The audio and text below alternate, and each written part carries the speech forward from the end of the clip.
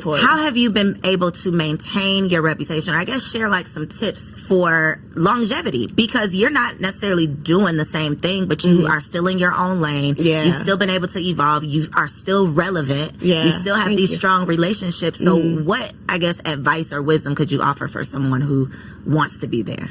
I think the main thing is rock with the people that rock with you. I say this all the time. I think, you know, supporting other people, even when you're at a, I don't even want to say a downtime, but when you're like kind of like not plateau, but like you're just kind of resting until, you know, the next thing. Pour into other people.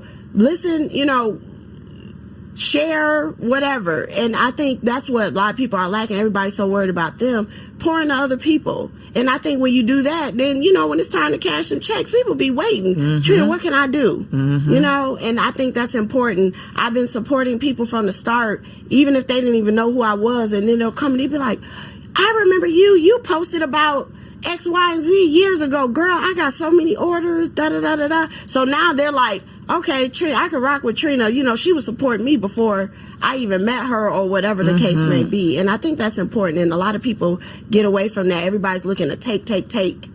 You got to give. You got to make a deposit. It has to be reciprocal. You got to make a deposit before you make a withdrawal. And I think it's just so, like, obvious. Like, you can feel it when somebody is not...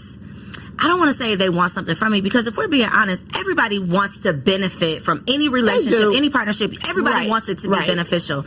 But I think the difference is when you know you bring nothing of value, or you might bring something, but you might be stingy with it. You might be selfish with it. You're not really willing to assist or support unless there's something in it for you. And I think people can pick up on that. Yeah, and it kind of baffles me that people think that you can't. Like, you think I got to where I am and the things that I've done, just being like, just, you know, dumb, like, oh, I ain't know you was trying to use me. Like, come on, dog. So how do you deal with those experiences? Because I think it's easy. I'm gonna just speak for myself. I think that so many things you learn the hard way in entrepreneurship and just in life, with relationships, friendships, some of the things you go through and experience and challenges you have with people can make you feel like it's you. And sometimes it is you. Sometimes you are the problem. But not all the time. Right. How do you not internalize multiple instances of things not going wrong? How do you maintain that this is part of the journey, but I'm not going to make this like a part of my identity?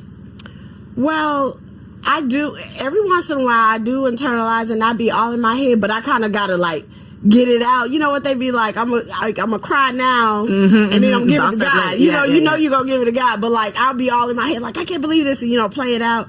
And then once I do that, and I calm down, maybe a little wine, and then I'm on to the next. It's like it never happened. So that's kind of how I deal with that. That's pretty much it. Like, and then when what were you saying about like people coming at you like that and things like that? I just be like, girl, what is you really trying to do? I'd be like, look, this is what I can do. And then I just lay it out there. You either take it or leave it. Boundaries. Yes. That's what that makes me think of. And that is something boundaries. I am personally, that's a personal challenge for this year. Is like working on not just establishing boundaries, but implementing those boundaries, like sticking to it, standing on business with these boundaries. What are some of the boundaries that you have had to implement professionally or personally? Like, what are some, I feel like 40 is the age where I've heard that it's just like, I'm a grown-ass woman, and this is what it is. I'm not people-pleasing no more. I'm not, like, any of those things. What are some of the grown-ass woman boundaries that you've had to implement and stand on?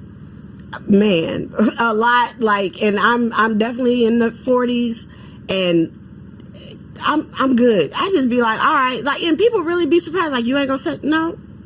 Like, that's what you want to do. I respect people and what their decisions are, and then I'm gonna respect mine. And so mine are coming into play more so now because I'm single now. Well, I'm gonna use that term loosely, but you know what I'm saying. I'm not married now. Say that. I'm not married right now. So with that being said, girl, the way I be like, bloop, bloop, bloop, bloop, red flag, bloop, like I just be next. Like a video game. What I mean? Out, next. You got to go. Like, I can't go play with somebody else. Like, okay, that's what you want to do? Okay. And then I said, I'm not going to stop you. I'm just not going to join you. And then it's like, well, what happened? I thought, no, that's what you, and I decide if I'm gonna participate. That's like my thing. So you set the tone. Okay, I think about it. I'm like, I don't think I want to do this anymore. So is that a different version of Trina than Well, not necessarily married Trina, but pre-married Trina? Like Trina back then versus Trina now. Do you feel like your experience as a married woman how is it dictating your experience dating now? Yeah. So being married, I was married 15 years. We got to talk about it. We're gonna talk about it. You give all the tea because I don't really talk about it too much. We can learn from it though, not just to be nosy, but we really do. Yeah. And I'm working on something where I could talk about it more. But I think married Trina, because after such a long relationship and 2 kids, what makes you think that I just met you and I'm gonna deal with your stuff when if I would do that, I could have stayed where I was. You know what I'm saying? Like, it just don't make sense. The math ain't math. So it don't matter, right? You do the equation. So if you think I'm gonna deal with your foolishness, nah, it ain't happening.